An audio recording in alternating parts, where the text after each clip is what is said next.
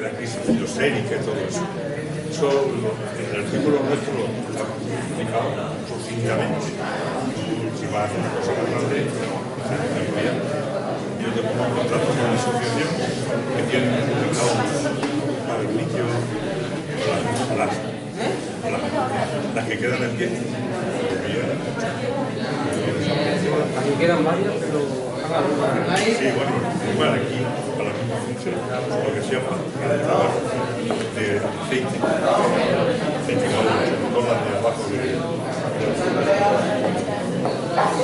pero vamos, que me parece interesantísimo. Averiguo más cosas, no lo explicas en la jornada. Para el año que viene, te toca a ti.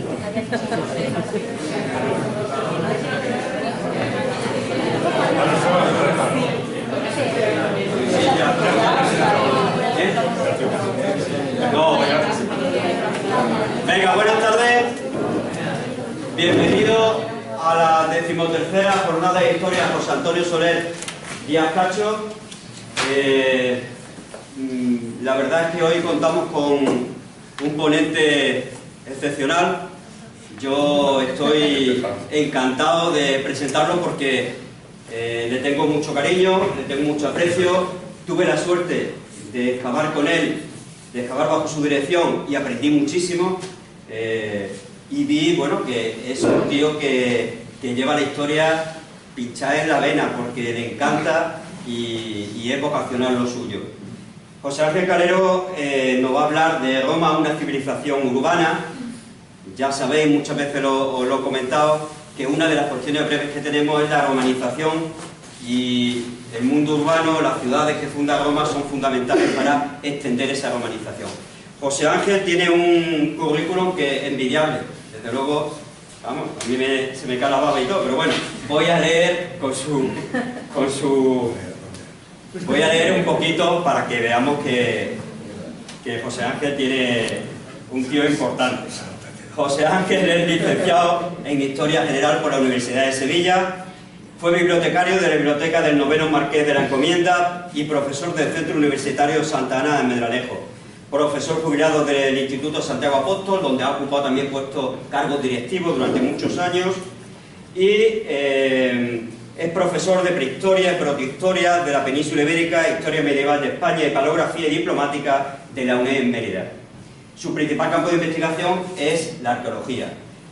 José Ángel, bueno, son numerosos los sitios donde ha excavado y son numerosísimas publicaciones que ha hecho al respecto. Otro campo de investigación suyo es la viticultura y la oleocultura en la antigüedad y con carácter especial en nuestra comarca, en Tierra de Barros. La cerámica, la tradición alfarera, la lleva también en vena porque él es de Salvatierra y evidentemente ha colaborado en la creación del Museo de la Alfarería de su pueblo y, bueno, y ha publicado también numerosos artículos al respecto. Se ha preocupado por el patrimonio extremeño y también por los grafitos históricos como fuente de información de primera mano para reconstruir la vida diaria de las sociedades pasadas. Ha investigado también sobre el tema educativo, evidentemente siendo profesor y director, pues se ha preocupado por el tema educativo. Y finalmente colabora activamente con diversos museos y participa en tertulias, publica artículos y es un conferenciante habitual en numerosos foros. Por tanto, yo creo que estamos ante una persona de la cual podemos aprender mucho y ya os digo, yo aprendí muchísimo con él y por tanto lo he traído para que vosotros aprendáis también de la charla de hoy. Después habrá un debate, podéis hacerle preguntas, podéis preguntarle todo aquello que queráis. Muchas gracias, José Ángel. Muchas gracias. Bueno, ¿qué voy a decir?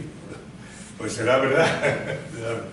Bueno, es un placer estar aquí, sobre todo por a quienes están dedicadas la jornada, ¿no? Tuve la suerte de trabajar con José Antonio, no aquí, sino en el Santiago Apóstol de Almendralejo, y tuve la suerte de trabajar con él unos cuantos años, ¿no? Entonces aprendí de él el uso de algo fundamental que son las fuentes. Es decir, el manejo de las fuentes era un prodigio utilizando las fuentes, y es un hombre, siempre lo será, un hombre importante para Villafranca. Y de alguna manera pues me gustaría dedicarme a él. Lo poquito que voy a decir, me han dicho 1 hora, así que vamos a empezar porque si no, yo en 10 minutos termino y coloquio. Que es lo importante. Siempre la gente cuando habla en público dice, lo importante es el coloquio, pero luego pues empieza a dar coñazo y está 3/4 de hora o 1 hora como mínimo, ¿no? Pues eso mismo voy a hacer yo. Rápido, pero el coloquio va a ser lo importante. Bueno, ¿por qué el tema? Bueno, el tema por una razón muy sencilla, porque el currículum escolar, por cierto, estoy muy disgustado con el currículum escolar que os han colocado los profesores en Extremadura, es lamentable, dicho sea de paso, es lamentable. Y entonces se está haciendo cada vez menos esfuerzo por la civilización. Se está hablando de muchas cosas, pero en el fondo se está hablando del origen de la civilización que nosotros tenemos. Nosotros somos prácticamente romanos, o casi romanos.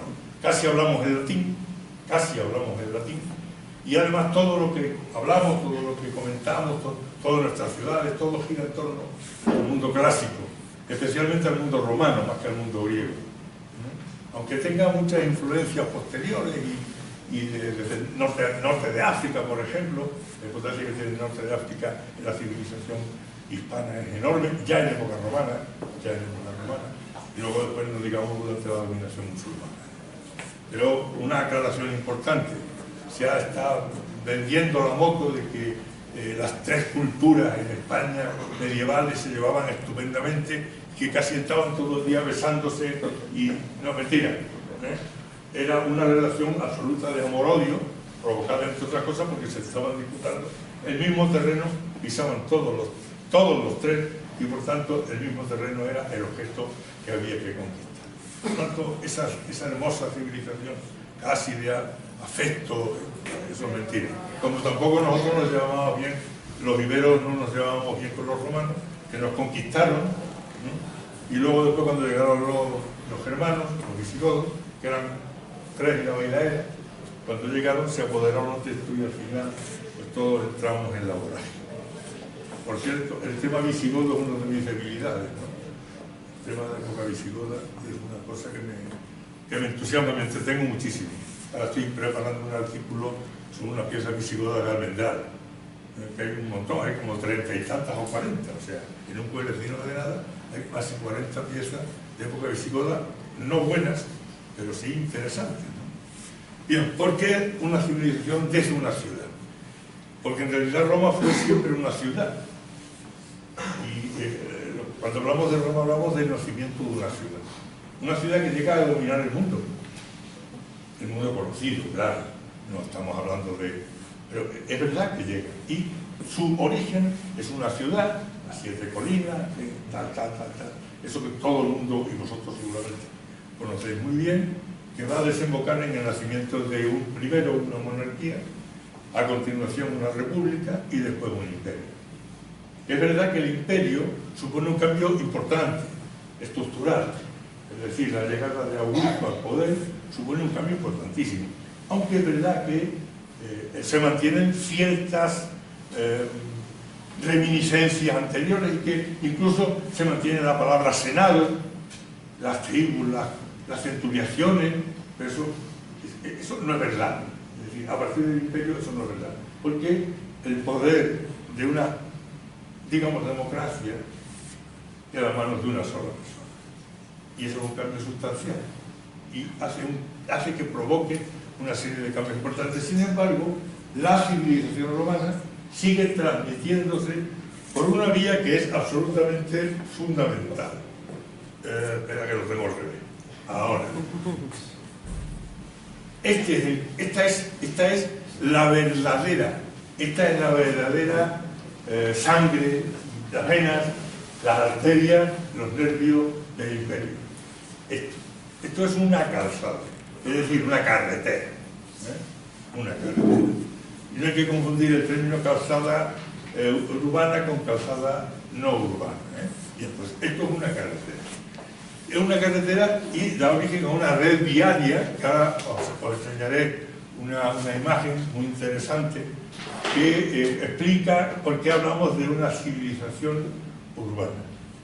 Esto va a unir ciudades, pueblos, villas, lugares, y va a convertirse en la correa de transmisión del imperio, luego de la república antes y de la monarquía muy poco al principio. Todo el mundo sabe cómo es una calzada romana. Todo el mundo tiene la idea de que la calzada romana termina en una construcción de lo que llaman los romanos summa crusta, es decir, una especie de piedras planas por las que avanzan todo el mundo. Pues no, la mayoría de las calzadas no se construyen con una summa crustae, sino se construyen con un sistema, una especie de tierra apisonada que facilita la comunicación. ¿Os imagináis una legión, 2 legiones, 3 legiones, con jornadas de 30 kilómetros diarios, andando por piedras, con las caligas son las zapatillas? ¿Os imagináis? ¿Sabéis qué pasaría con 30 kilómetros diarios, con caligas, con tachuelas, avanzando, subiendo con una inteligente que pesa 30 y hasta 40 kilos? Cada uno. Terminarían reventados, como para ponerlos a pelearse con los hermanos en el linde renano, ¿no? No, la mayoría de las calzadas son así. Lo que ocurre es que, bueno, es verdad que algunas, por ser vistosas, por salir de grandes ciudades, la famosa Vía Actia, que sale de Roma, se construyen con summa crusta. Pero la mayoría son así. Por aquí tienen que ir los carros, que es el transporte. No solamente las legiones, las ciudades se tienen que abastecer. El abastecimiento viene del campo. Pero hay que trasladar a las ciudades, pues eso de las barricas, podría poner 2000 ejemplos. Pero como me dijeron poco tiempo, digo, tanto ponemos eso. Hay una red viaria del imperio. Solo están constatadas las vías.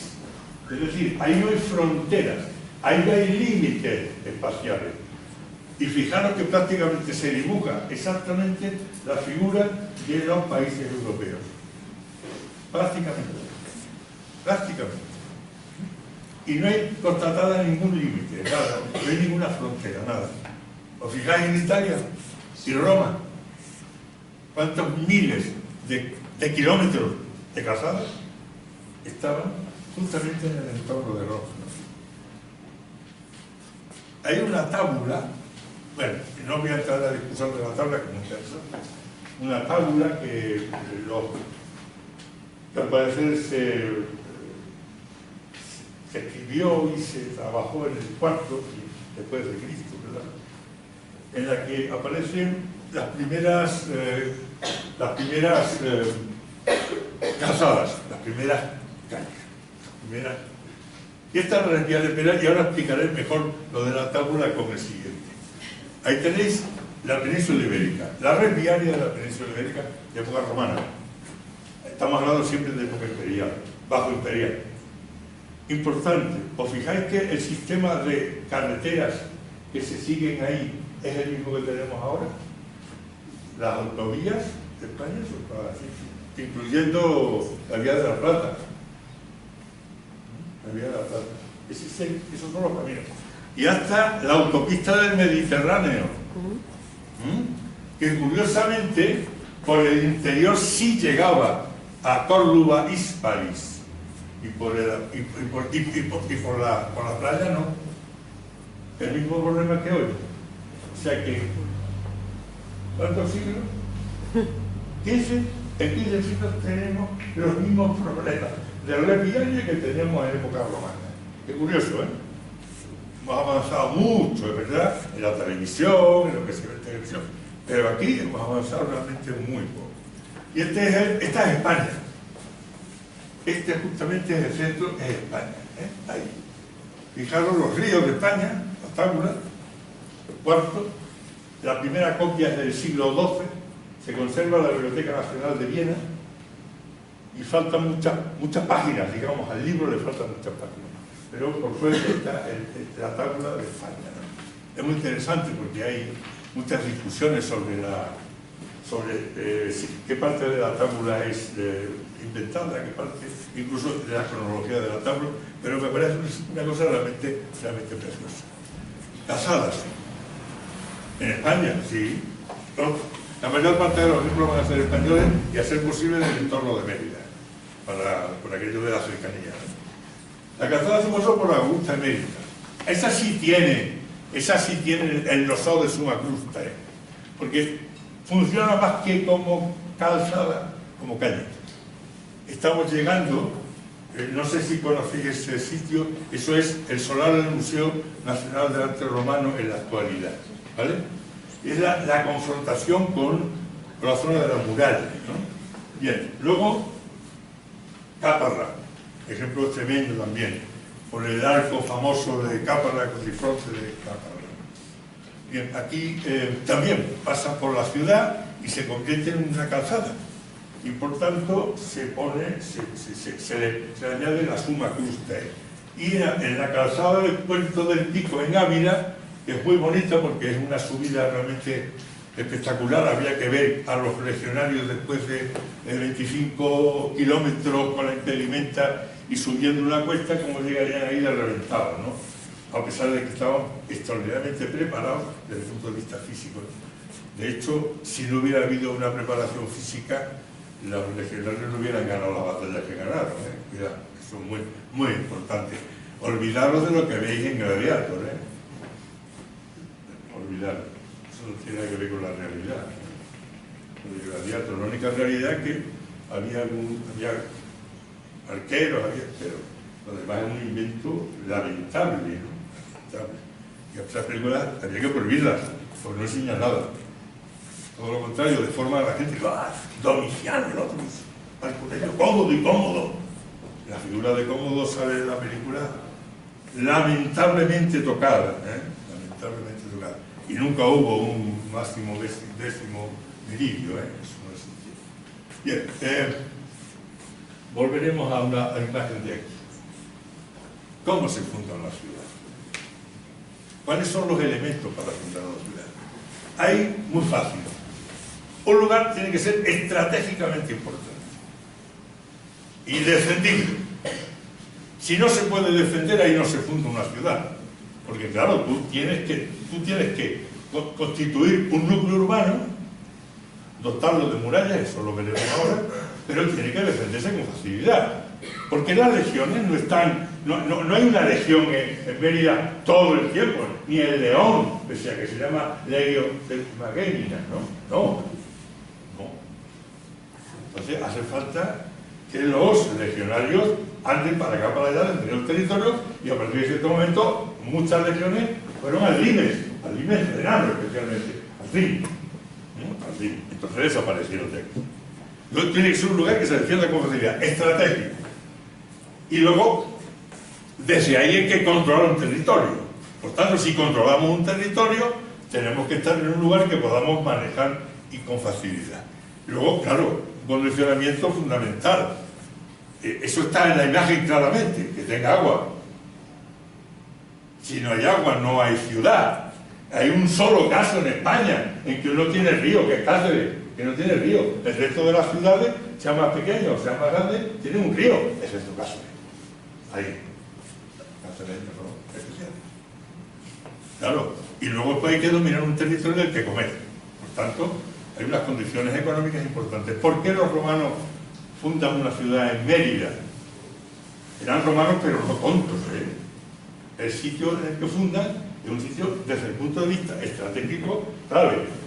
Tienen un paso de un río, que lo veremos ahora cómo se pasa. Pero es que además tenemos algo fundamental, y es que tenemos una tierra alrededor que es enormemente rica. Enormemente rica.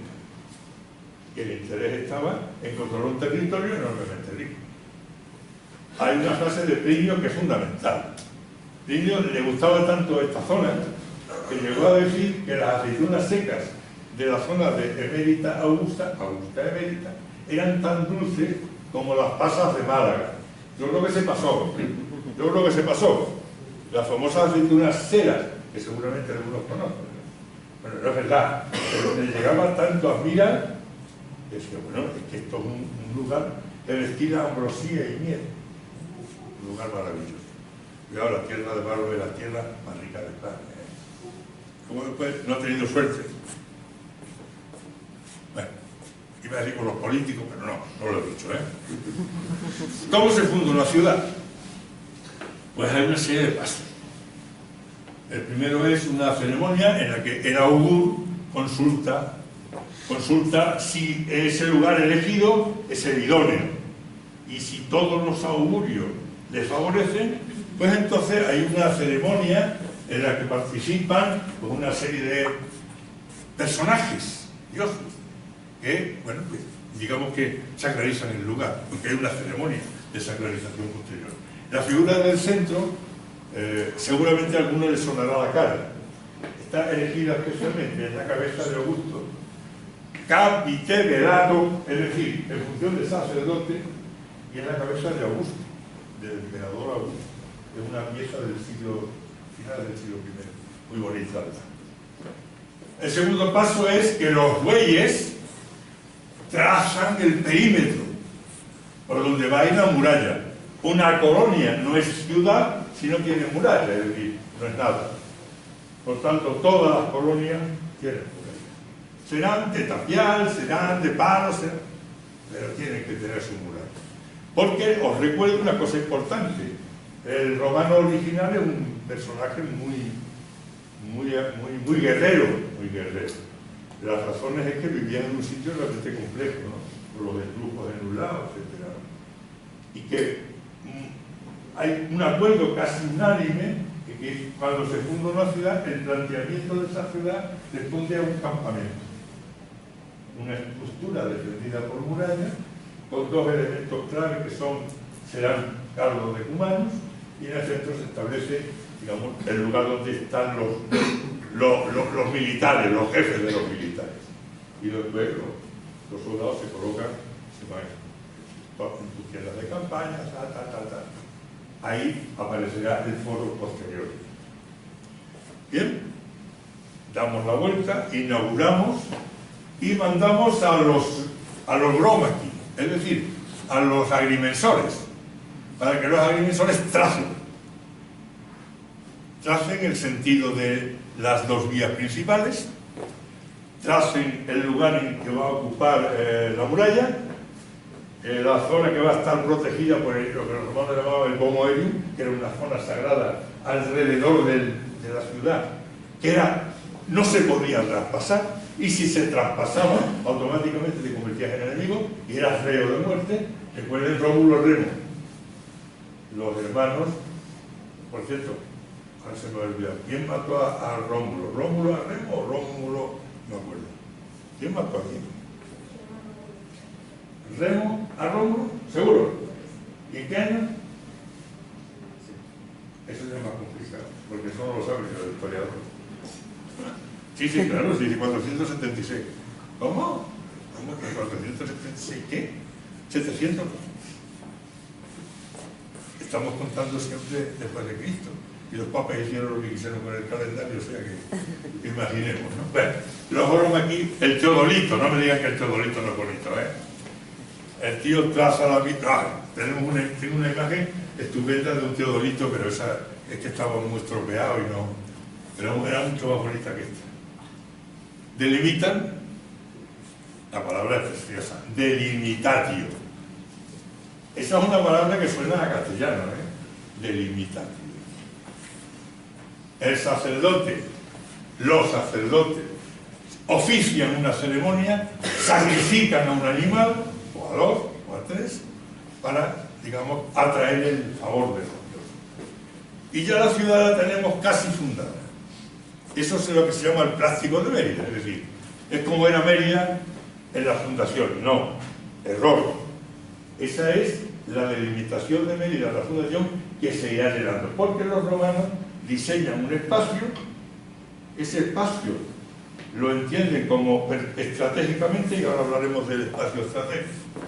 Guadiana por un lado, defendido por un foso natural, Albarrega por otro lado, al norte, y el problema está en el sur y sobre todo en el oeste. El oeste era el problema. Entonces, ¿qué se hace? Bueno, pues se trabaja justamente donde veis teatro y anfiteatro, todo ese lienzo de muralla que delimita el espacio exterior, hay un foso construido por los legionarios. Y la pregunta es, ¿por qué? Pues porque era el sitio más difícil de defensa. Se puede atacar por el sur, difícilmente, también se puede, pero hoy vosotros veis donde está la casa del Mitreo, la plaza de toros, hacia abajo, hoy lo veis como una zona muy plana, pero la topografía original no era así, era así. Es decir, tenía una defensa natural. El problema era justamente por donde está hoy la casa del anfiteatro, que está justamente arriba. ¿Qué hacen? Diseñan una ciudad, delimitan por los puntos más elevados la muralla y automáticamente diseñan, delimitan y diseñan las dos líneas básicas, ejes de la ciudad, Cardo y Decumanis. Cardo norte-sur y Decumanas este-oeste. Y en el centro donde se cortan, ahí se establece el foro. En Mérida hay un problema. Mérida es la capital de la provincia de la Lusitania. Y la Lusitania es una provincia imperial, pero es también una ciudad y tiene una región que administrar. Por tanto, hay en Mérida dos foros. Y el paso entre un foro y otro es lo que llama la gente el arco de Trajano, que ni fue de Trajano ni se dedicó a Trajano, porque cuando Trajano nació el arco ya estaba arruinado casi, era ya el fundacional. El arco es fundacional. Como fundacionales, el trazado del Cardo y el Decumanos, el teatro, el anfiteatro, la muralla y la organización del espacio. Primer paso, sistema defensivo, colonia muralla. Bien, ahí se construye la muralla, esa es la técnica de construcción, dos paramentos exteriores de lo que llamamos opus incertum, es decir, lo más duro que hay, relleno de opus caventictum, que esto es lo más duro. Y si quieren saber cuándo un elemento constructivo es romano, es fácil. Cojan ustedes un pico, denle así con el pico a eso que parece fácil, a la argamasa. Y cuando dejen de mover las manos así, que le tiemblen las manos, entonces eso es romano. Técnicamente perfecto, ¿se han fijado? Es la manera más fácil de averiguar que es una cosa romana por encima de otros argamasones que hay. Ahora, cuando les dejen de doler las manos, voy a decir, esto es romano. Dos ejemplos y un ejemplo de la muralla de Mérida, en la que hay una advertencia que hacer. La parte de atrás es la ópera inquierta. Hay como dos partes de la muralla. Y por delante hay un recrecimiento del muro. Ese recrecimiento del muro es de época, probablemente, en mi opinión, y mi trabajo sobre Mérida, entre otros, ha sido estudiar la muralla, en mi opinión es de la época hispano-visigoda, de la época del Duc Sala. Este Duc Sala, hay una inscripción publicada por Vives, eso es un cultivo que no les interesa, en la que dice, y esto es muy importante, el texto romano, el texto latino dice Moenia novavit, es decir, renovó los muros. Ahí está la renovación de los muros, aprovechando piedras del teatro, del anfiteatro, del circo y de muchas casas que estaban ya en fase de abandono. Siguiente paso, otros ejemplos de muralla. Esto sí que es un tratamiento de murallas importante. Dos ciudades, Zaragoza y Lugo, Caesaragusta y Lucus Augustina. Por cierto, fundaciones todas augusteas. El emperador que se dedicó, entre otras cosas, a fundar ciudades. Bueno, las murallas de Lugo son realmente muy bonitas. He puesto los dos tipos de torres que hay. Las más antiguas son las redondas. Las torres que son de tipo cuadrado son aproximadamente del Bajo Imperio. Son bajo imperiales. El recinto amurallado de Cáceres, seguramente es la primera vez que ven esto. Ese es el seguimiento de las obras que hay en Cáceres, permite reconstruir el perímetro completo del Cáceres romanos, del Norba Caesarina. Fundación también del siglo I. Y puertas de ciudad, claro. Dos, una ciudad, una muralla, por un lado había que entrar. 4 puertas, puerta norte, puerta sur, puerta este y puerta oeste.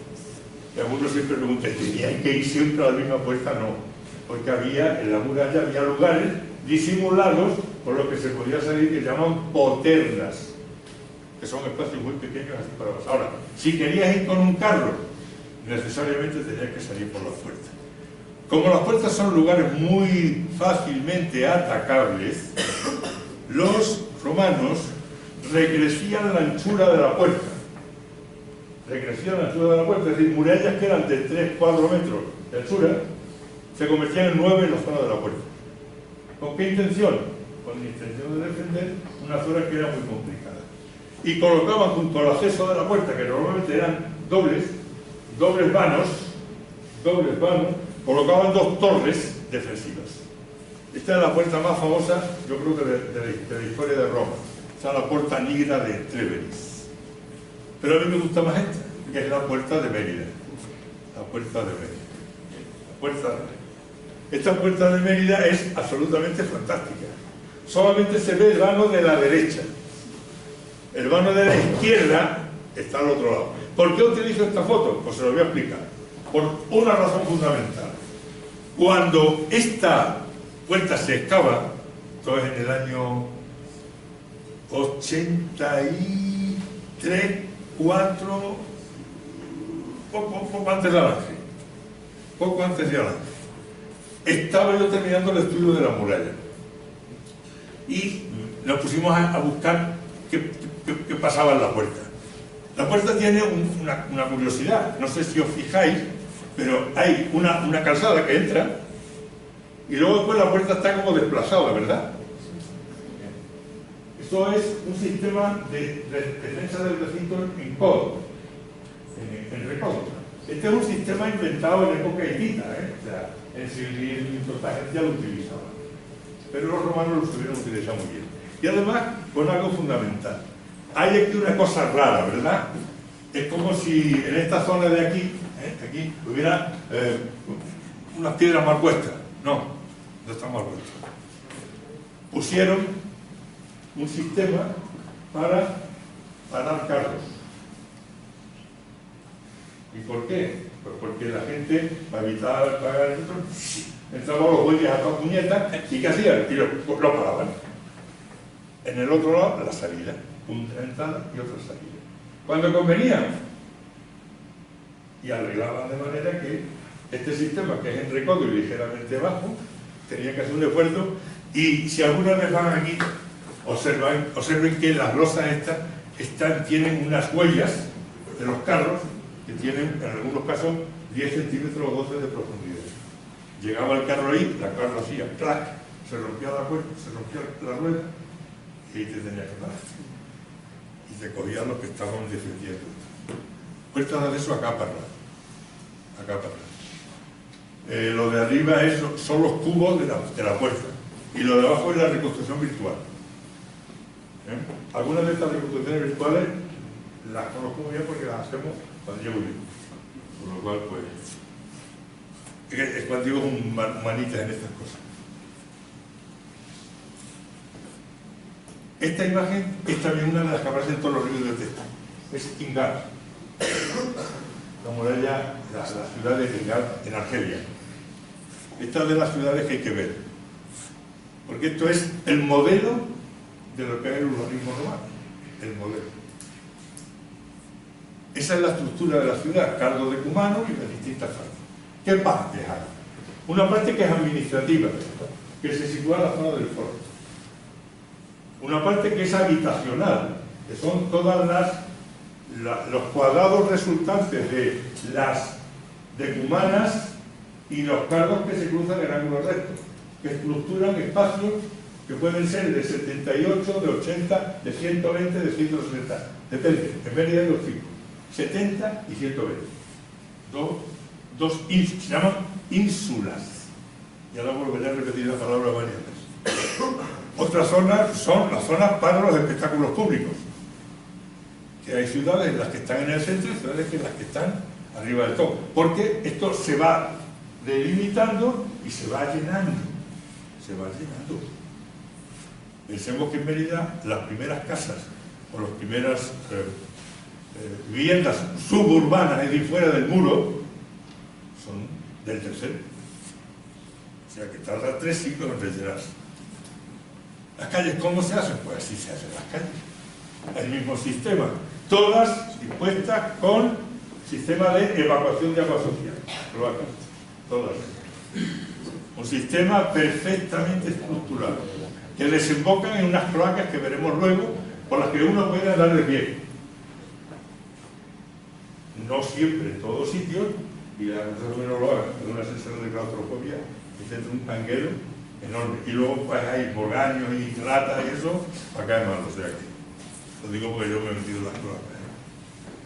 Ejemplos de calle, la construcción, y este elemento que hay, esa saltaera que hay en todos los regatos, no han pasado por regatos, eso en Roma también lo hacían. Como había que dejar el paso a las carros, pues pasaban los carros y la gente saltaba, y cuando llovía no se mojaban las sandalias. Entonces, Cardo Máximo de Gerasa, después todo un ejemplo, porque el Cardo Máximo de Mérida es muy difícil de seguir y plantea problemas. Y la siguiente es la de Cumana de Gadara. Todas estas calles del centro del urbano, las principales, Cardo Máximo, estaban porticadas. Si alguna vez tienen ganas de ver una ciudad romana, vayan a Pompeya. Y ya está. Se dan una vuelta a Pompeya y aprenden todo lo que se pueda ver. Un elemento clave en todas las ciudades romanas es un arco. Todos los arcos son de triunfo. Mentira. La mayoría no. Para que si fueran arcos de triunfo, pues tendrían que tener elementos que nos permitieran ver a quién se dedica, parecería una descripción. Eso se conserva muy poco. Pero hay arcos de triunfo. Pero hay muchos tipos de arcos. Muchos tipos de arcos. La mayor parte de estos son puertas de paso. Hay arcos que son urbanos y arcos que no son urbanos. Por ejemplo, de los 4 que hay aquí, ninguno es urbano. Son todos, están puestos en las casadas. El famoso arco de Bará, o el famoso arco de Alcántara, del puente de Alcántara, que al final tiene un templete que se dedica al que construyó. Sin embargo, hay otros que son realmente urbanos. Es este, el de Cáparra, en la construcción, está en el centro, justamente dividiendo el espacio entre la zona habitable, la zona habitada y la zona de los templos, la zona religiosa. Y luego a la derecha, la reconstrucción que hemos hecho del arco plantea muchísimos problemas, no vamos a entrar en el tema, pero es apasionante la discusión. El profesor Cerrillo, que algunos de vosotros conoceréis, ha publicado hace unos años un libro sobre que aparecen en ese dibujo y algunos. El profesor Cerrillo es padre, ¿no? Bien. Foro, eso es el centro de la ciudad, donde se cortan Cario de Cumana. Cuidado que los foros, cuando uno los ve, sí da la sensación de que, madre mía, por Dios, cuánta piedra hay aquí. Como decía el concejal famoso, es la Virgen que echamos al desierto. Pues esto es más o menos, la Virgen que echamos al desierto. ¿Por qué? Pues porque son edificios que van creciendo. Es decir, cuando pensamos en el foro siempre decimos, el foro que en el centro, pero el foro no existe, es un espacio que está cubierto y lleno de espacios, lleno de edificios. Ahora ponemos algunos de esos. Bien, ¿qué ocurre en los foros republicanos? Que se hacen de una manera un poco caótica, van creciendo y van sumándose edificios con edificios, se quitan unos para poner otros y da la sensación de un caos enorme. Si vais a Roma y vais a ver el foro imperial, os pasará justamente eso. Que tenéis la sensación de que aquello es un caos brutal. Arco de Septimio Severo al principio, arco de Tito en medio, Coliseo al fondo, y esto solamente se ve, es verdad, se ve la calle. Este es el problema del foro. Ahí está el foro. Y ahora a diferenciar unos edificios de otros, ¿no? Tengamos en cuenta que en un foro hay pues, un edificio dedicado a la curia, un edificio que es una basílica, un edificio o dos, o tres, o cuatro, o cinco, o seis, 7, 8, 9, que son templos. Lugares para la reunión de los senadores, etcétera, etcétera. Y después, pues yo quiero poner un arco de triunfo. Y que, claro, eso se lo dice Antonio Pérez, no pasa nada. Pero se lo dice Trajano, un foro, se pone un foro, se quita el foro, se destruye el foro, se pone un foro y se hace lo que quiere Trajano. Y otra cosa, porque era el emperador. Cosa poco importante en el imperio. Y esa es la reconstrucción teórica de cómo era este foro republicano de Roma. Teórica. Y si me preguntan, ¿y aquello no podía ser? Seguro que podría ser. ¿Y aquello? Pues también podría ser. ¿Por qué? Pues porque esto nos basamos en dibujos, en fotos, en... que no hay ningún documento que lo acredite, vamos, en una palabra. Los foros imperiales ya cambiaron. Ya el poder está en manos de uno solo y ya yo hago en Roma pues lo que quiero. Porque para eso soy el Imperator Caesar, Divi Fili Augustus, etcétera, etcétera, etcétera. Ahí vemos cómo eso del batiburrillo que había antes está debajo, claro que sí, se construye encima. Claro, aquí hay niveles arqueológicos, fíjate tú de los de las cazadas de Badajoz eran 9 metros, que hay niveles de 14, 16 y 18 metros de profundidad. Pero fíjense que hay dos vías claramente, y luego vino Cabú y hizo la otra. Claro, porque claro, tenía que dejar su sello también. Y Vittorio Emanuele, que también lo deja en su sello, al lado de los museos especiales. Foro de César, foro de Augusto, foro de Vespasiano, foro de Nero, foro de Trajano y mercado de Trajano. O sea, y todo eso encima de él. Pero esa es la vida. Aquí está la reconstrucción de los foros imperiales. Parece otra cosa, y en realidad lo es. Pero aquí hay argumentos para poderlo hacer así. Mérida, 2 foros. El uno, el foro de la colonia. El foro de la colonia. El otro, el foro de la provincia. Digamos, el foro municipal y el foro regional, para entenderlo, ¿no? Claro, aquí sí que tenemos más posibilidades para identificar. Es evidente que hay un cardo y un decumanus, está claro, lo que pasa es que sabemos por dónde pasa, sabemos perfectamente, y sabemos dónde está el arco de Trajano, que está señalado ahí por los puntos negros en medio de la línea que va norte-sur. Bien, claro, en este foro, el foro provincial, tenemos más problemas porque hay menos trabajos hechos, menos excavaciones. La otra parte se ha excavado mucho más. Foro de Augusta Verita.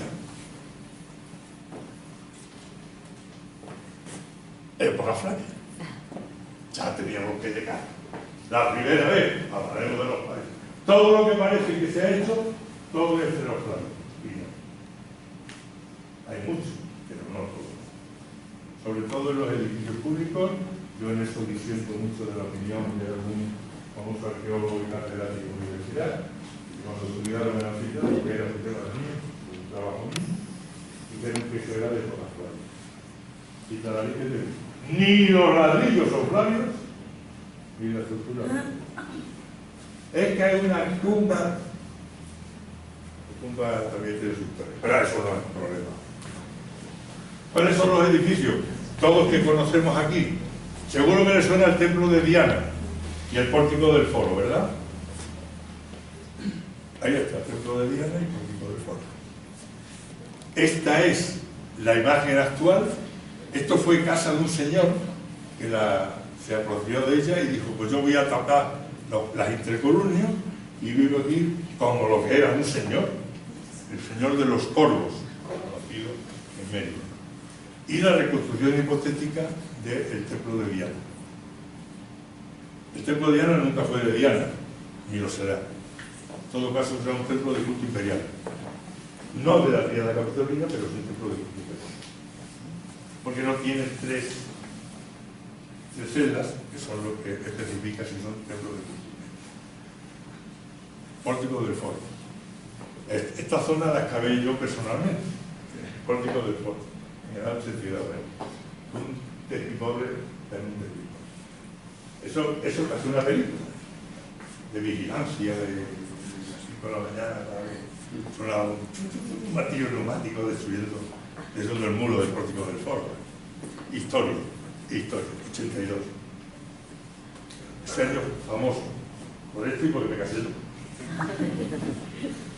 El pórtico del foro. Parte del pórtico del foro podéis ver en el Museo Nacional de Arte Romano, mira ahí al fondo, y esas piezas de clipeos maravillosas, con algún togado maravilloso de Gallo Salvi, esas fueron de aquí.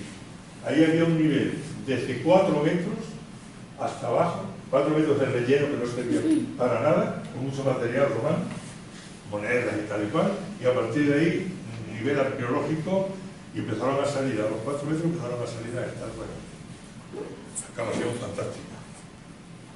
El foro, tal como sería el foro provincial, eso es una ilusión óptica más que otra cosa, en mi opinión.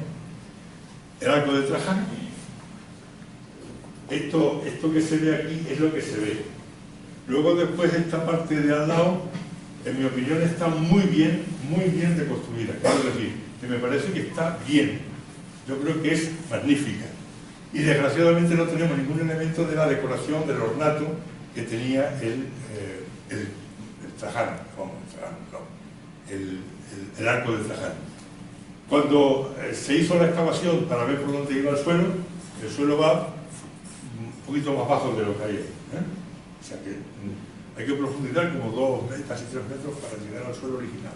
Con lo que la subida, es decir, esto era una subida, había una bajada, una pequeña subida, y bueno, pues en época romana debía ser maravilloso hacerse un cross por allí, por Mérida, bajando y subiendo, bajando y subiendo. Bueno, el foro provincial de Augusta Mérida es una propuesta complicada, por una razón muy sencilla, porque sabemos muy poco. Al lado del parador, al otro lado del parador, a mano izquierda, hay un edificio religioso con unas tambores de columnas que son de casi 2,5 metros de altura, porque debía corresponder a un templo grande, enorme, pero no tenemos mucho más. O sea, vemos el podio, pero el podio lo corta la carretera por donde se baja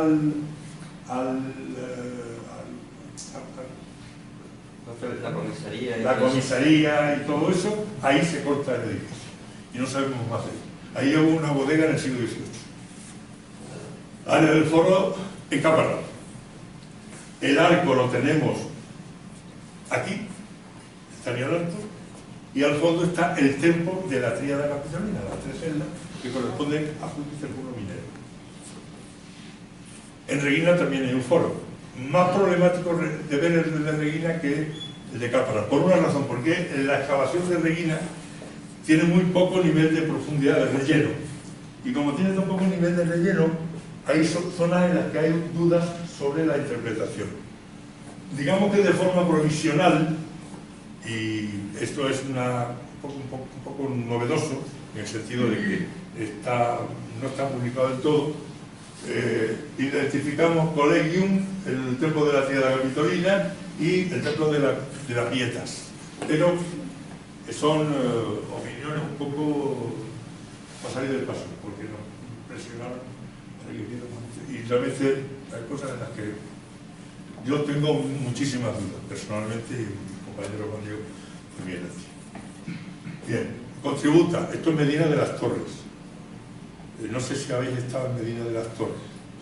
En las Torres es un yacimiento fantástico. Desgraciadamente está muy poco excavado, tiene también problemas de relleno, pero tiene un edificio que es fantástico, que es la primera basílica que se puede documentar bien en la península, que es esta. Basílica. Siempre esa basílica os suena a edificio religioso, ¿verdad? Creo que os suena. Si os suena a edificio religioso. Pues no, el origen de la basílica es un edificio judicial, y aquí se celebra juicio. Es un edificio de 3 naves en paralelo separada por columnas. Esa estructura en 3 estructuras diferentes le aprovechan los cristiano para convertirlo en Dios, Padre, Hijo y Espíritu Santo. Y todos los edificios religiosos van por la línea de las tres partes, el tripartito. Bueno, hay muchas cosas más que aprovechan los cristianos para, desde eso, pasando por la Saturnalia, por lo otro, por lo de la moda.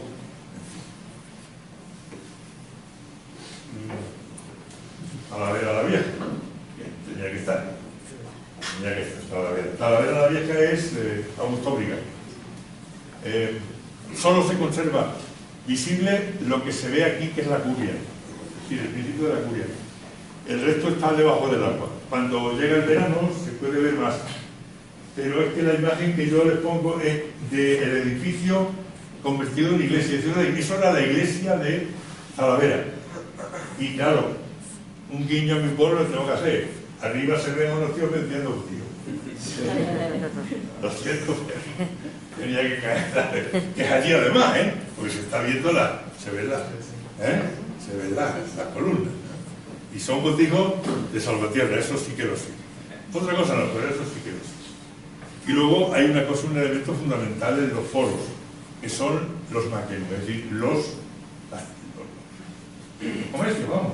Las grandes superficies, en una palabra. Ahí tienen la de Reguina. Y luego me he permitido el lujo de poner la reconstrucción con los tenderetes, así que, a que parece el mercadillo. Claro que tiene que ser una cosa parecida. ¿Os imagináis en verano en Reguina? ¿Sabéis claro que es en Reguina? En Reguina los pájaros se caen muertos de los árboles, coño, del calor que hacen. Estas Reguinas trabajan hasta varios años y se caen al suelo. Ahora con cabeza del buey y la más todavía. No pasa nada, que también pasamos con los dos. Aquí abajo tenéis una taberna pompeyana, por cierto. La palabra taberna no siempre está relacionada con el vino. La taberna es cualquier tienda. Hay que poner un apellido. La taberna binaria es la taberna que es la que se vende vino. Pero la taberna carnaria es la carnicería. Y la taberna literaria es una biblioteca. Benditas bibliotecas que van a desaparecer. Yo espero que no, claro. Y luego, por aquello de un punto a Mérida siempre, ¿no? Ahí tenéis la famosa inscripción de la tabernera. Ahí lo que estamos viendo es una tabernera que está sirviendo vino de un cacharro que hemos visto, un depósito que hemos visto en un carro, en la segunda diapositiva. Y ahí la inscripción dice Sentia Amarantia, de 47 años, me parece, que desde aquí no la veo, y sube no me pongo gafas nunca, pero me la sé casi de memoria.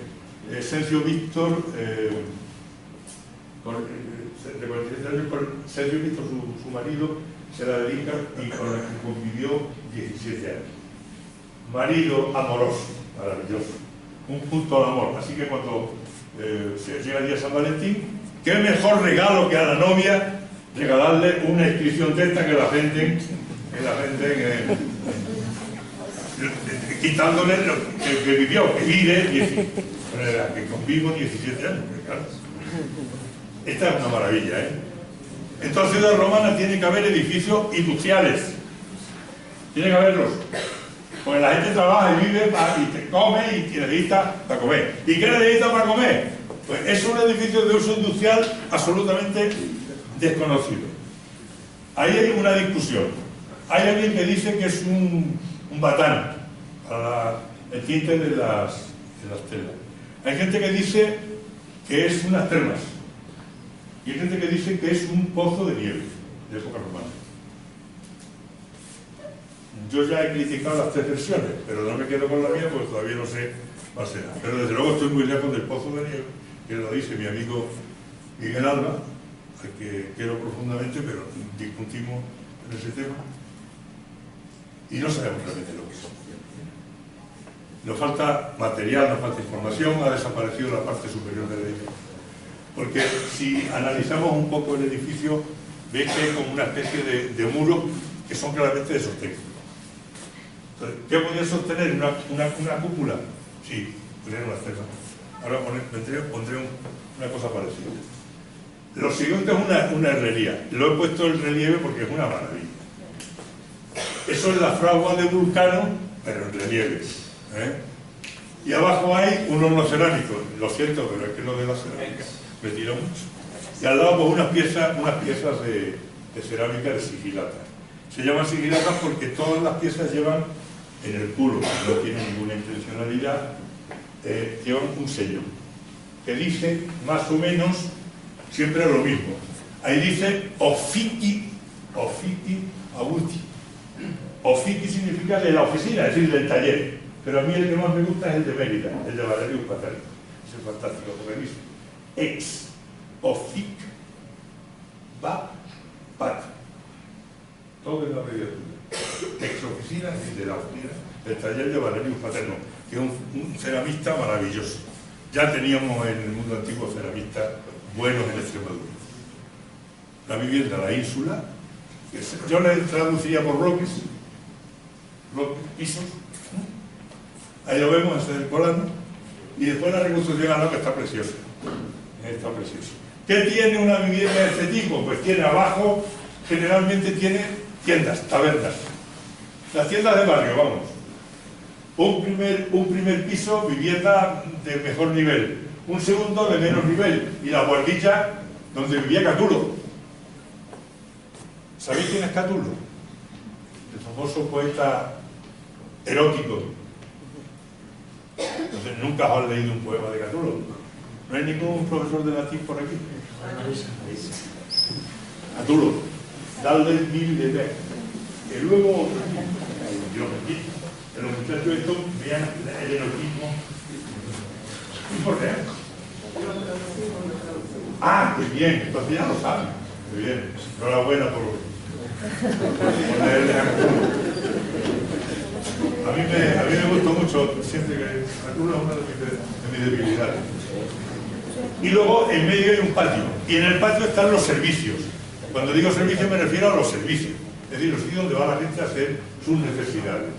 Esto es una estructura de ínsula con viviendas, y luego hay otro tipo de viviendas, que es la vivienda de nivel, o sea, las casas, la domus. Hay muchos tipos de domus, no todos son igualmente buenos, pero las domus generalmente solían ser grandes. Muchas de ellas, las buenas, ocupaban prácticamente el tamaño entero de una ínsula, por lo cual teníamos, pues eso, 2.000 metros cuadrados y cosas así, de poca importancia. Esa es la casa del teatro, lo que hasta hace poco tiempo se llamaba la Casa Basílica, la que está detrás del teatro. Esa reconstrucción es de Juan Diego Carmona, que por cierto está muy bien hecha. Es el atrium y los diseños alrededor. Lo de la Casa Romana nos suena aquello del tablillo, de las cubículas, etc., ¿no? Entonces no hace falta que insistamos en eso. Y luego la Casa de los Mármoles, también creación de construcción de Juan Diego Carmona. Solamente esta es la que está por debajo de las consejerías. No, la Casa de los Mármoles, que sus niveles, porque son todos mármoles. Estas casas están todas, las buenas, están todas o bien pintadas al fresco o bien con mosaico. En medio de unos cuantos mosaicos realmente extraordinarios. Creo que a mí el que más me gusta es este. ¿Por qué? Porque ya habéis oído que a mí me gusta, que soy aficionado al libro. Entonces, pues me gusta el mosaico. Este mosaico es apasionante. La mayor parte de estos mosaicos de vendimia tienen su origen en África. Vienen a partir del siglo II de España, son los mosaicos de Seychelles, Argelia, etc., que vienen a España y empiezan a aparecer por aquí. Y luego hay una chapuza del mosaísta que es para cogerlo y colgarlo. Fijaros los tres piezas, las tres dolias que reciben el mosto, ¿no? Fijaros, la dura es diferente, sobre todo la tercera ya, la primera está bastante bien, es la buena, antigua, y las otras dos son restauraciones del siglo IV. Para coger el mosaísta y hacerle de todo. Las pinturas con predominio del rojo, que se conoce como rojo pompeyano. El rojo pompeyano. Bien. Casas. Servicios públicos. Para todo esto los romanos han implementado serie de servicios públicos. Evidentemente, el puente es el primero. ¿Por qué? Porque hay que pasar de un sitio a otro. Dos ejemplos de puente. Mérida. El puente antiguo, el puente viejo, y el puente sobre el río Albarrega. Las dos zonas de defensa natural. y por detrás el acueducto de los Milagros, que vamos a ver ahora. Por cierto, esto es una obra de ingeniería romana, importante. Hablamos siempre de que arte, el arte, el arte. A mí me parece que los romanos son más ingenieros que artistas, excepto los escultores, los pintores, que son todos de formación griega. Los arquitectos realmente son, más que artistas, son ingenieros, es decir, hacen obras para que perduren en el tiempo. Las cloacas, servicios públicos necesarios. Ahí tenéis un ejemplo. Esto es una cloaca de Bella, la primera de la derecha, y la de la izquierda es la salida por el río, desde el Alcázar, y la otra es de Conquera, y la otra no me acuerdo de ahí. Ahí se puede andar de pie, ¿eh? Ahí se puede andar de pie. Ojo, que llega un momento en que no ves, porque no todas tienen lucernarios para ver, y te empiezas a asustar, ¿eh? Si empiezas a andar para atrás, así como decía, y empiezas a gritar, como no, porque algunas veces tampoco se respira así. Acueductos. Para que hubiera acueductos tenía que haber reservas de agua, Proserpina. Y desde ahí van los acueductos. Los acueductos, siempre tenemos la idea de que los acueductos son solamente los edificios sobreelevados, no. El acueducto es una parte que va subterránea y otra parte que no, que va sobreelevada, salvando los desniveles. ¿Qué salva el acueducto de los Milagros? Pues, lógicamente, el valle del río Albarracas.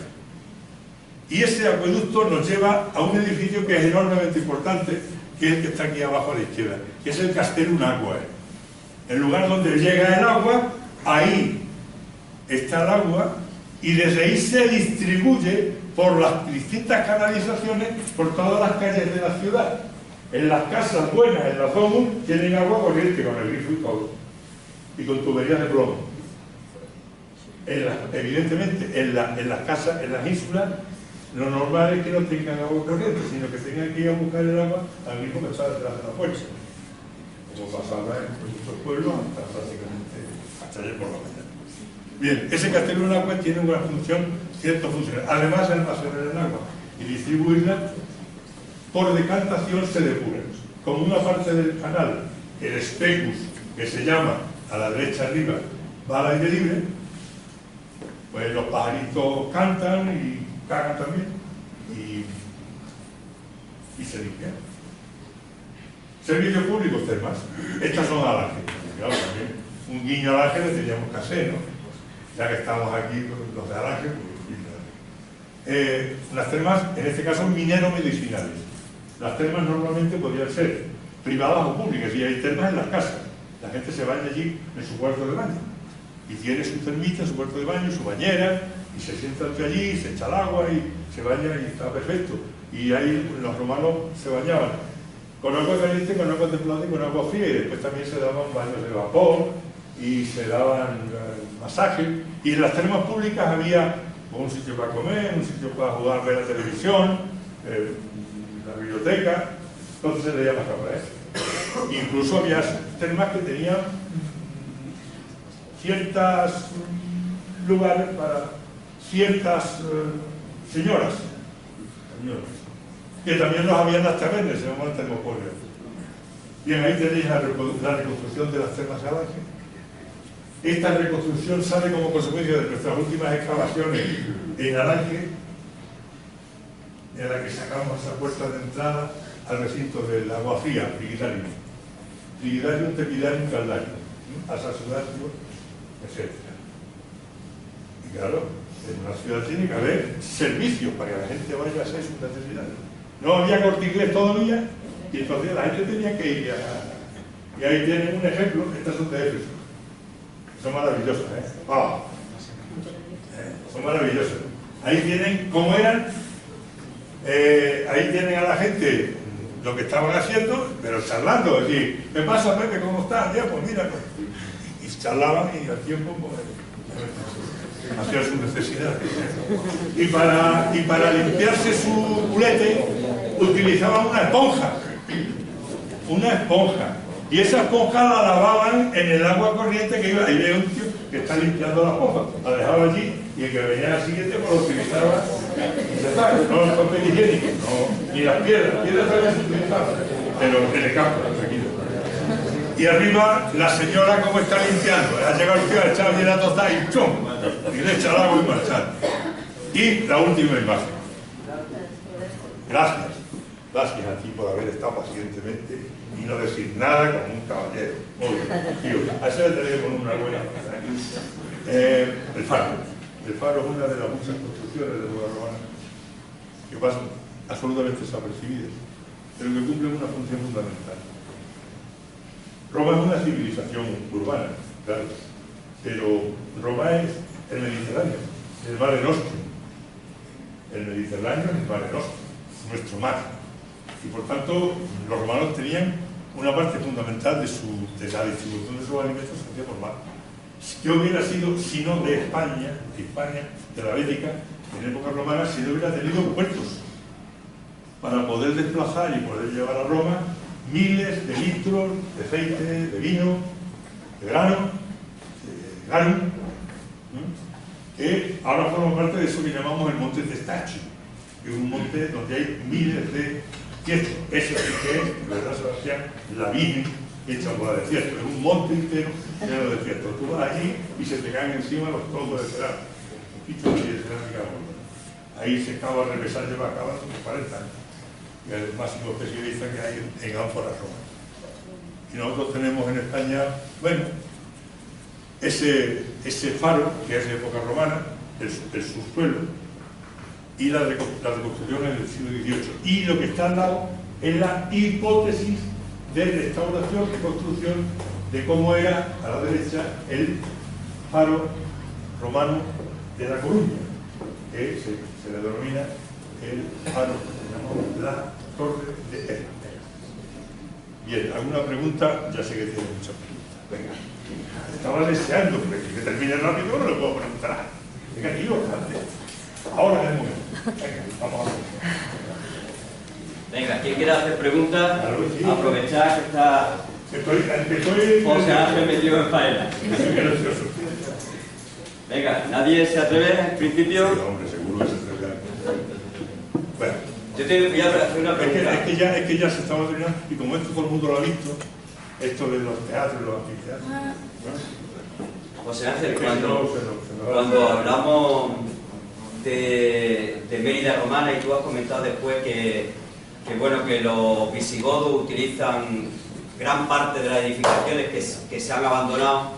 En época visigoda también Mérida fue una ciudad muy importante, ¿no? De las más importantes. Sí, bueno, fue octavo. El problema es que los visigodos necesitaban una ciudad más al norte. Más al norte. La razón es muy simple.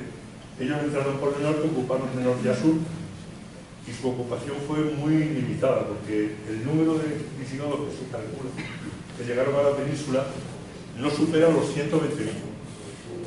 Un número muy pequeño de gente para dominar todo un territorio en teoría enemigo. Ellos que hicieron, se ubicaron en la zona económicamente más poderosa, entablaron relaciones con los hispanos-romanos, casaron a sus hijos con las romanas y se fundó la ciudad hispanos romanos visigodas, que terminan llamándose hispanos. Y ya está.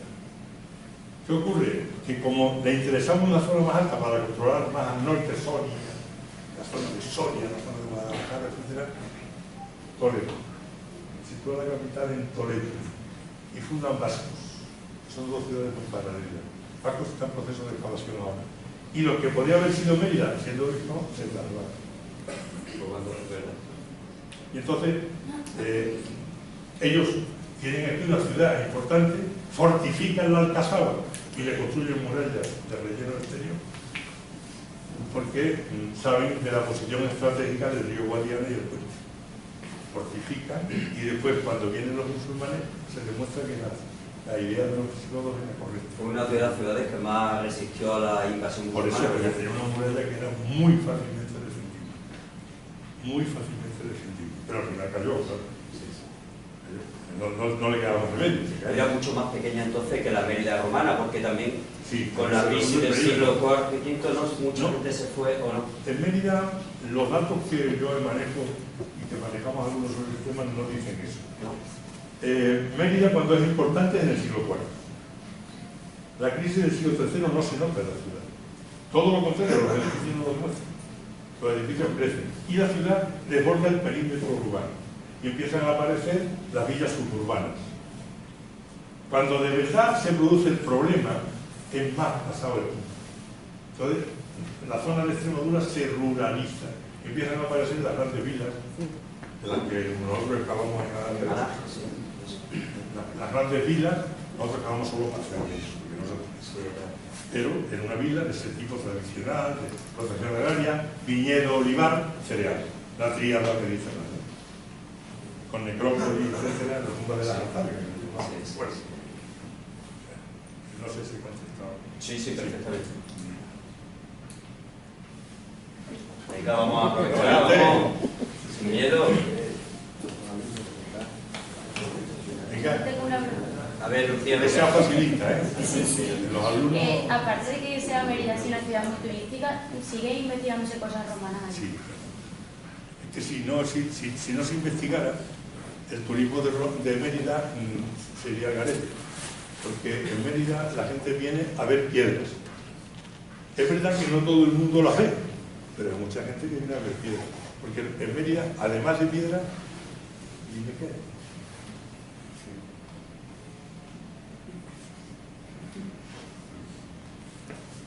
¿Tú has estado en Mérida en verano algún día visitando la ciudad a las 4 de la tarde? No. O algunos turistas vienen y se quedan pajaritos. Sí, proceso de excavación es constante. En las grandes ciudades arqueológicas, Mérida, Roma, Zaragoza, Lugo, se sigue excavando permanentemente. Se está excavando siempre. En fases de más intensidad y fases de menos intensidad. Claro, pero hay que seguir excavando porque la construcción de un bloque de piso se hace sobre el terreno arqueológico y antes de construir hay que ver cómo está el tema. La mayor parte de los descubrimientos, ese del foro, es porque un señor compró un terreno, una parcela, se gastó 30 millones de pesetas en la parcela, y empezamos a hacer la excavación y le dijimos, pues, lo siento, o base que no. Y tuvimos problemas con él por eso. Claro, es que estaba el foro de la ciudad, que es el centro de la ciudad, y las piezas que han salido ahí son espectaculares. Y es que lo que sale aquí es espectacular. Es que explica cómo es la ciudad. Entonces, hay que seguir excavando. Pero eso también es un problema, ¿no? Porque mucha gente cuando haga obras intentarán taparlo de alguna manera. Al principio eso se hacía hasta hace poco tiempo. Hace ya unos años lo que hay un seguimiento real con vigilancia. Claro, es que es cierto, como nos ha enseñado antes los planos de los foros imperiales, siempre se nos dijo que si en Mérida se hubiese tomado en cuenta la ciudad o los restos arqueológicos, tendríamos un yacimiento muchísimo más espectacular, igual de espectacular que lo que nos podemos encontrar hoy en Roma. La propuesta de algunas personas fue, oigan, ¿por qué en vez de construir en Mérida, en la calle Sagasta, no cogen ustedes y construyen una ciudad administrativa afuera? Y nos llevamos las consejerías afuera, y nos llevamos... Y toda la gente se va, y los de los bares también. Entonces nos dejáis terrenos para excavar. Ya iremos, primero ponemos jardines y vamos a seguir excavando y ya lo haremos. Al hilo de lo que estáis diciendo, me parece interesante, te quería comentar el tema de... A veces, mañana vamos a hablar de patrimonio, el patrimonio no se nos cae, porque está en ruina. A veces es peor una mala reconstrucción o intentar salvar restos mal que casi que dejarse caer las cosas. Porque ¿cómo juzgas tú, por ejemplo, en Mérida, el tema de la morería, el tema de las cosas? Pues muy mal, muy mal. Es que eso no se debe permitir nunca. Vamos a ver, mi propuesta era, vamos a salir de aquí. No vamos a construir ninguna consejería nueva en ningún lado. Vamos a construirla a 2, 3, 5, 10 kilómetros de Mérida. Vamos a darle a esa gente la posibilidad de que se vaya fuera y nos dejáis que sigamos excavando. Que no vamos a excavar todo, si es que yo me voy a morir y se van a quedar muchos yacimientos sin excavar. Afortunadamente. Entonces, ¿cuál es el problema del patrimonio? Pues el problema del patrimonio, pues mira, es un tema que a mí me interesa mucho. El problema del patrimonio es que lo más fácil es, pues damos 4 duros, que una empresa arqueológica excave esto y ya después veremos. No, no, no. Primero hay que ver si se debe excavar. ¿Y quién excava? Porque hay veces que excava gente que no sabe un carajo. Así de fácil, ¿no? Entonces, ¿qué hacemos? Hacemos una cata, vemos y tapamos. Y aquí no se puede construir. Y vamos a empezar a sacar fuera. ¿Por qué se cae el patrimonio? ¿Por qué arte en ruinas? Pero si es que el arte en ruinas lo tenemos aquí, ahora. Ejemplo, chimeneas del Almendralejo. Arte en ruinas. ¿Cómo que arte en ruinas? Si nos la estamos cargando. Si es un tío que ha mandado una bola de esas para que rompa la chimenea, hombre. Por favor. Porque estaba en ruinas. ¿Cómo que está en ruinas? Si tú lo has dicho, no, lo digo yo. ¿Cómo que lo dices tú? Ahí está un señor que sea un arquitecto, que haga un... Hay que respetar las cosas, ¿no? Pero claro, para eso hace falta que la consejería tenga verdadera intención de respetar. Que eso, en algunos casos yo tengo mis dudas. En algunos casos. Por ejemplo, un yacimiento fundamental ahora mismo en Extremadura y en Europa, que es, después de Canchorroano, Torroñuelo. ¿Cómo se pueden tardar 2 años en llegar a la negociación y comprar el yacimiento, o parte del yacimiento? Es que en 2 años no se destruye el patrimonio. No, toda el agua que le cae está destrozando los huesos. Y después restaurarlo y después trabajarlo cuesta un dineral. Por no decir 2 dinerales.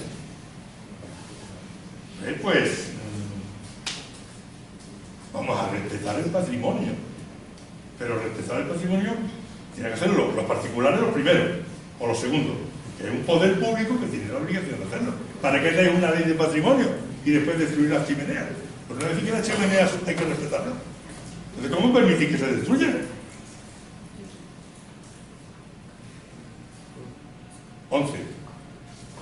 11 chimeneas en un pueblo que tuvo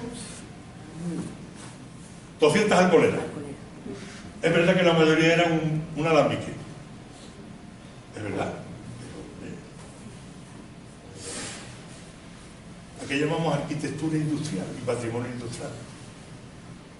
¿A qué llamamos patrimonio arqueológico? ¿A encontrar una moneda? ¿Cómo permitir que la gente utilice detectores de metales? Que sacan una moneda y destrozan un yacimiento.